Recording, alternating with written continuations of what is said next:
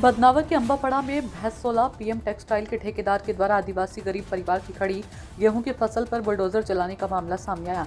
इस घटना को लेकर पीड़ित परिवार ने महिला, पुरुष और बच्चों के साथ की गई बर्बरता, जाति सूचक गाली गलौज और जान से मारने की धमकी के आरोपों को लेकर पुलिस प्रशासन को दर्ज कराई है। पीड़ित आदिवासी परिवार का कहना है कि उनके खेत पर खड़ी गेहूं की फसल को बिना किसी सूचना और अनुमति के ठेकेदार द्वारा बुलडोजर से उजाड़ दिया गया। इस दौरान विरोध करने पर महिला और परिवार के अन्य सदस्यों के साथ अभद्र व्यवहार और धमकी भी दी गई। राजेश चौहान की रिपोर्ट।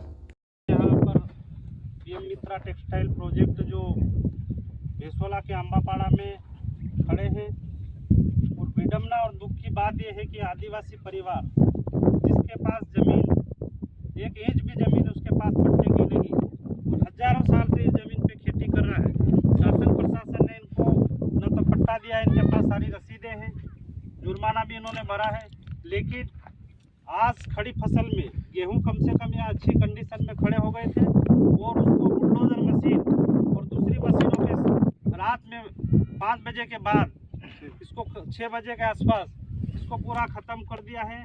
आज हम यहाँ तमाम कार्यकर्ता लोग संगठन के आए और गेहूं को उड़ाया और फिर से बोनी करी है, और जिला प्रशासन को और स्थानीय प्रशासन को, मध्य प्रदेश सरकार को और मोदी को ये कह देना चाहते हैं कि हम आदिवासियों पर कितना और अत्याचार आप लोग करोगे। आज इनकी व्यवस्था क्या है? आज जब ये खेती खत्म हो जाएगी और इनका जीवन यापन कैसे होगा? ये छोटे छोटे बच्चे हैं, इनके माता पिता बुजुर्ग हो गए, इनकी कंडीशन क्या है? ये पढ़े लिखे भी नहीं है।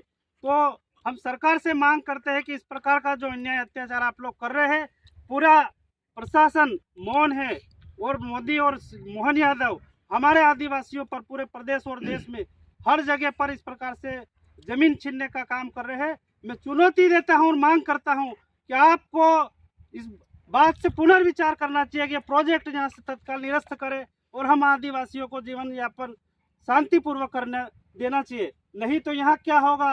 क्या तांडव होगा त्राहिमाम। और प्रशासन के लोग भी यहाँ खड़े हैं, पुलिस भी यहाँ खड़ी है। मैं कह देना चाहता हूँ कि अब यहाँ पर वो समय बीत गया है, अब यहाँ खून की नदियाँ बहेगी और वो हम बहाएंगे।